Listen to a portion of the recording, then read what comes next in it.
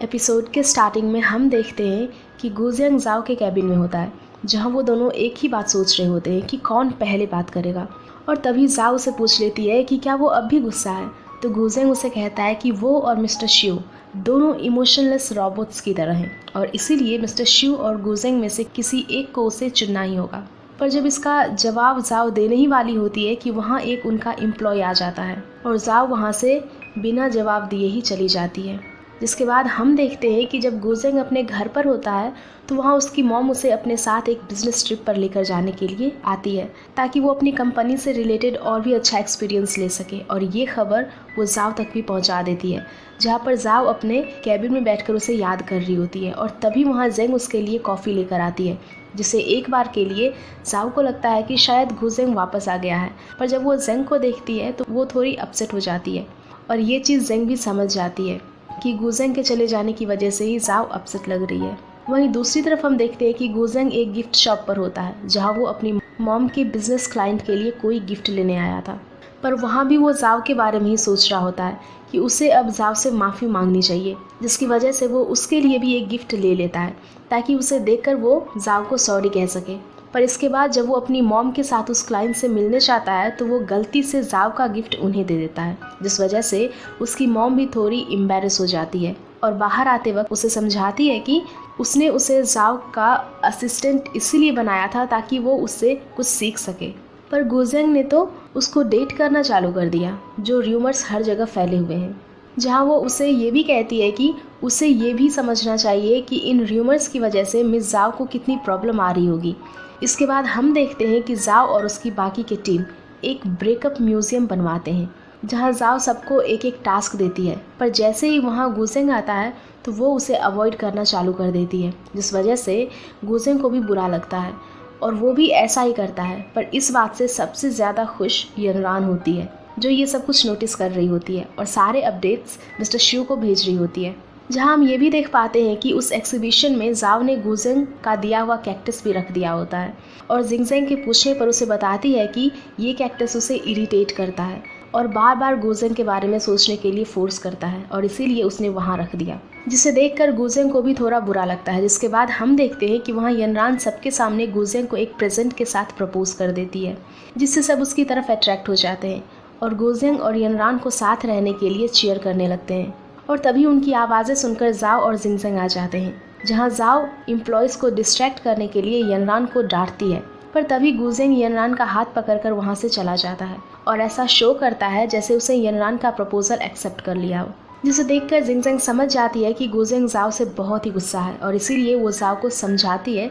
कि उसे गुजियांग से जाकर माफ़ी मांगनी चाहिए। जहां जेंग उन दोनों को ये भी बताती है कि उसके और कीहेंग के बीच भी कुछ ठीक नहीं चल रहा है और वो भी कीहेंग से ब्रेकअप करने वाली है। जिसके बाद हम देखते हैं कि जिंगजेंग सारे लोगों के आ जाने के बाद वहाँ अपनी कॉन्फ्रेंस स्टार्ट करती है, जहाँ वो बताती है कि उन्हें ब्रेकअप करने से पहले अपनी सारी मिसअंडरस्टैंडिंग्स क्लियर कर देनी चाहिए ताकि सब कुछ वापस पहले की तरह ठीक हो पाए। और इसके लिए वो सबको अपनी लाइफ का भी एक एग्जाम्पल देती है, जहाँ वो उसकी और उसके हस्बैंड की स्टोरी सबसे शेयर करती है, जिसे सुनकर जेंग को भी लगता है कि उसे एक बार कीहेंग से बात करके सब कुछ सॉल्व करना चाहिए। और गुजियांग और जाओ भी मन में सोचते हैं कि उन्हें भी एक बार एक दूसरे को सॉरी कहना चाहिए। और इसीलिए जब कॉन्फ्रेंस ख़त्म हो जाती है तो वहाँ कीहेंग जेंग को लेने आता है और वो एक दूसरे को सॉरी बोलकर सब कुछ सॉल्व कर लेते हैं। वहीं दूसरी तरफ हम देखते हैं कि जाओ उस कैक्टस को वहाँ से उठा लेती है और देखने लगती है, जहाँ पीछे से गुजियांग भी उसे देख रहा होता है। पर तभी वहाँ एकदम से लाइट ऑफ हो जाती है, जिसकी वजह से जाओ डर जाती है और उसके हाथ में वो कैक्टस का प्लांट नीचे गिर जाता है और उसे उठाते वक्त उसके हाथ में चोट लग जाती है। पर तभी गुजियांग उसे संभालने वहाँ आ जाता है, जहाँ पर वो दोनों एक दूसरे को सॉरी कहते हैं और उनके बीच सब कुछ सही हो जाता है। जिसके बाद वो एक दूसरे को किस भी करने वाले होते हैं। पर तभी वहाँ उस जगह का गार्ड आ जाता है, जिसकी वजह से उन दोनों को वहाँ से जाना पड़ता है। अब हम देखते हैं कि गुजियांग अपने दोस्त कांगजी से मिलने हॉस्पिटल जाता है, जहाँ वो उसे बताता है कि वो परमानेंट कंपनी ज्वाइन करना चाहता है ताकि वो जाओ को एक अच्छी और सिक्योर लाइफ दे सके। जहाँ उसे ये भी बताता है कि अब वो जाओ के लिए मैच्योर बनेगा ताकि वो उसे खुश रख सके और उसे समझ सके। जिसकी वजह से अगले दिन वो अपनी मॉम के साथ एक मीटिंग में भी जाता है और अपने काम को सीरियसली लेकर वहाँ एक प्रेजेंटेशन भी देता है, जिससे सब लोग बहुत ही इम्प्रेस होते हैं और गुजेंग को इस फॉर्म में देखकर जाओ को भी बहुत खुशी होती है। जिसके बाद हम देखते हैं कि जाओ जब अपने कैबिन में होती है तो वहाँ भी गुजेंग बिल्कुल अपनी फॉर्मल लुक में जाता है और बहुत मैच्योर बिहेव करने लगता है। पर तभी जब जाओ उसे अपने लैपटॉप से कुछ डिटेल्स भेजने लगती है तो उसका लैपटॉप ख़राब हो जाता है और गुजेंग उसे ठीक करने लग जाता है, जिसकी वजह से वो एक दूसरे के क्लोज आ जाते हैं। पर तभी गुजेंग वहाँ से जाओ का लैपटॉप उठा लेता है और उसे ठीक करवाने के लिए अपने साथ लेकर वहाँ से चला जाता है। और जब वो उस लैपटॉप को बाहर जाकर स्टार्ट करने की कोशिश करता है तो वो अपने आप ही स्टार्ट हो जाता है। पर गलती से गुजेंग मिस्टर शिव को उस लैपटॉप से एक ईमेल भेज देता है, जिसकी वजह से मिस्टर शिव उसे जाओ समझकर कल मिलने के लिए बुलाता है। और इसीलिए गुजेंग ऐसा प्लान बनाता है जिससे कि मिस्टर शिव कल जाओ से मिल ही ना पाए। वहीं दूसरी तरफ हम देखते हैं कि जेंग कीहेंग को अपने पेरेंट्स से मिलवाती है। पर जब कीहेंग वहाँ से अपना फ़ोन अटेंड करने कुछ देर के लिए बाहर जाता है तो जेंग के मॉम डैड जेंग को समझाते हैं कि उसके लिए कीहेंग सही लड़का नहीं है, क्योंकि वो गरीब है और शायद फ्यूचर में वो लोग इतनी बड़ी सिटी में रह भी नहीं पाएँ। पर इस बात पर जेंग उन्हें जवाब देती है कि वो सिर्फ कीहेंग से प्यार करती है और भले ही कुछ भी हो जाए वो उसके साथ ही रहेगी।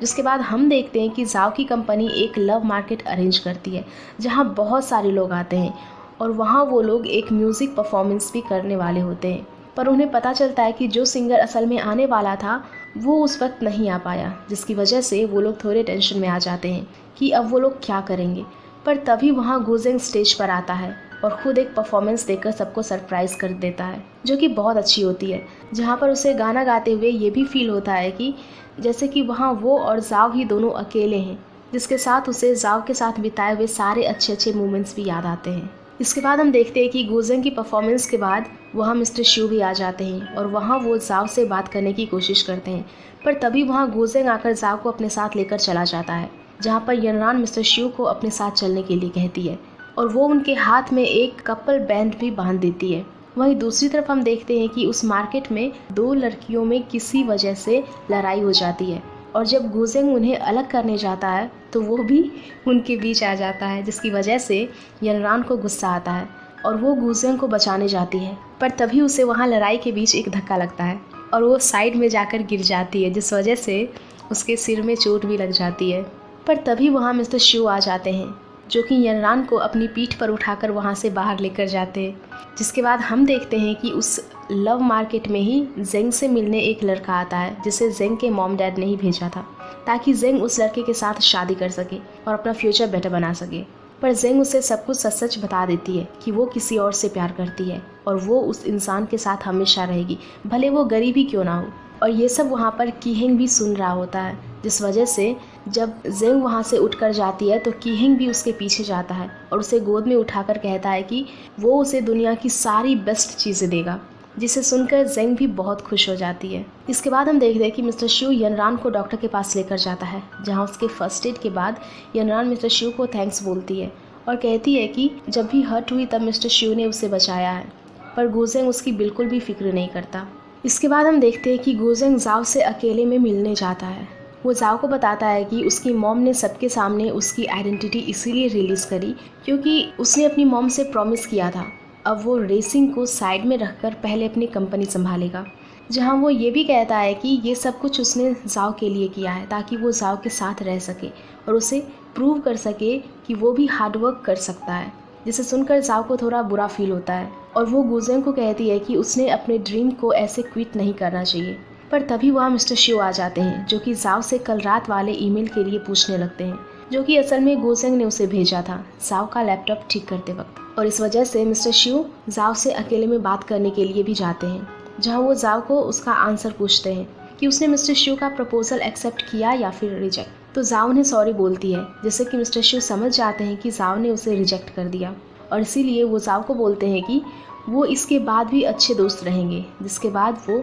वहाँ से चले जाते हैं। अब हम देखते हैं कि कंपनी के सारे लोग साथ में डिनर करने के लिए जाते हैं और वहाँ पर यनरान बहुत ज़्यादा दुखी दिख रही होती है, क्योंकि जब वो लोग लव मार्केट से निकल रहे होते हैं तो गुजेंग ने उसे सब कुछ क्लियर कर दिया था कि वो इतना चेंज यनरान के लिए नहीं हुआ बल्कि जाओ के लिए हुआ है, जिसकी वजह से यनरान को बहुत हर्ट होता है और वो बहुत ड्रिंक करती है। वहीं दूसरी तरफ हम देखते हैं कि गुजेंग दूसरे लोगों के साथ डिनर करने के लिए इसीलिए नहीं आया होता है क्योंकि वो मिस जाओ के साथ वॉक पर होता है, क्योंकि उसे जाओ की फिक्र हो रही थी। पर वहाँ वो अपना टाइम साथ में स्पेंड करते हैं। जिसके बाद हम देखते हैं कि जब कंपनी के सारे लोग डिनर करके वहाँ से चले जाते हैं तो यनरान ही सिर्फ वहाँ अकेले रह जाती है। वो गुजेंग को फ़ोन करने की कोशिश करती है ताकि वो उसे वहाँ लेने आ सके, पर गुजेंग का फ़ोन बंद आता है, जिस वजह से वो बाहर बैठकर बहुत ही रोती है क्योंकि उसे बहुत हर्ट हो रहा था। लेकिन तब वहाँ मिस्टर शिव उसे लेने आ जाते हैं और उसे अपनी कार में बिठाते हैं, जहाँ यनरान उनके सामने बहुत ही रोती है, जिसकी वजह से मिस्टर शिव उसकी काफ़ी तारीफ़ करते हैं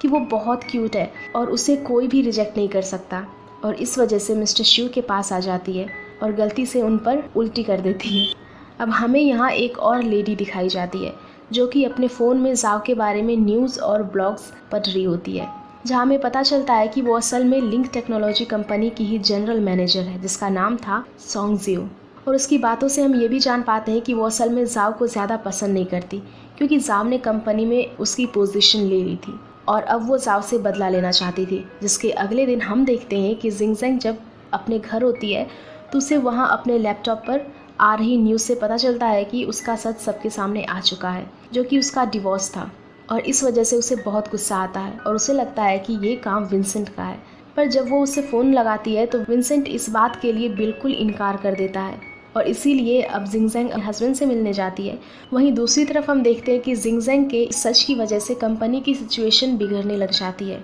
जिस वजह से वो लोग एक मीटिंग अरेंज करते हैं, जहाँ पर मिस जिन सोंगजियो को वापस बुला लेती है। पर उसे देखकर जाओ थोड़ी टेंशन में आ जाती है, क्योंकि वहाँ पर सोंगजियो जाओ को लव नोट प्रोजेक्ट से भी हटा देती है और जिंगजेंग के बारे में बहुत कुछ गलत बोलकर उसे भी लव नोट प्रोजेक्ट का कॉन्ट्रैक्ट वापस ले लेती है। जिसके बाद हम देखते हैं कि जिंगजेंग अपने हस्बैंड की ऑफिस में उसे मिलने जाती है, पर उसे उसके हस्बैंड से एक सीक्रेट का पता चलता है कि उसके हस्बैंड की कंपनी बैंकरप्ट होने की वजह से बंद हो गई है। और वहाँ वो ये भी जान पाती है कि उसके हस्बैंड ने उसे डिवोर्स भी इसीलिए लिया ताकि वो जिंगजेंग को इन सब प्रॉब्लम से दूर रख सके। जिसे सुनकर जिंगजेंग को बहुत दुख होता है कि उसके हस्बैंड का किसी और के साथ अफेयर नहीं था, बल्कि वो खुद सेक्रीफाइस लेके जिंगजेंग को बचा रहा था। वहीं दूसरी तरफ हम देखते हैं कि सोंगजियो के आने की वजह से कंपनी के बाकी एम्प्लॉयज़ को भी प्रॉब्लम हो जाती है, पर सोंगजियो जाओ से उसका ऑफिस भी छीन लेती है, जिसके बाद जाओ को ऑफिस से बाहर बाकी लोगों के साथ सेटल होना पड़ता है। पर वहाँ वो नोटिस करती है कि उसकी सारी ईयर नोटबुक्स गायब होती है, जो कि वो बहुत सालों से लिख रही थी। और एक एम्प्लॉय से पूछने पर उसे पता चलता है कि वो सारी नोटबुक्स असल में सोंगजियो कचरा समझकर स्टोर रूम में रखवा दी होती है और इसीलिए जाओ और गुजेंग उन्हें वापस लेने के लिए स्टोर रूम में आ जाते हैं, जहाँ जाओ को अपना पास्ट याद आता है कि उसने इस कंपनी तक पहुँचने के लिए कितनी मेहनत करी होती है। जिसके बाद गुजेंग उसे समझाता है कि वो हमेशा उसका साथ देगा और उसे इस प्रॉब्लम से निकलने में उसकी पूरी मदद करेगा। और इसीलिए वो जाओ को अपने कंधे पर सिर रखकर रिलैक्स होने के लिए भी कहता है, जहाँ जाओ उसके कंधे पर सिर रखकर इमोशनल हो जाती है और बहुत रोती है। जिसके साथ ये एपिसोड यहीं ख़त्म हो जाता है। तो अगर आप लोगों को ये एपिसोड पसंद आई हो तो प्लीज़ वीडियो को लाइक कर देना और चैनल को भी सब्सक्राइब कर देना। Thank you.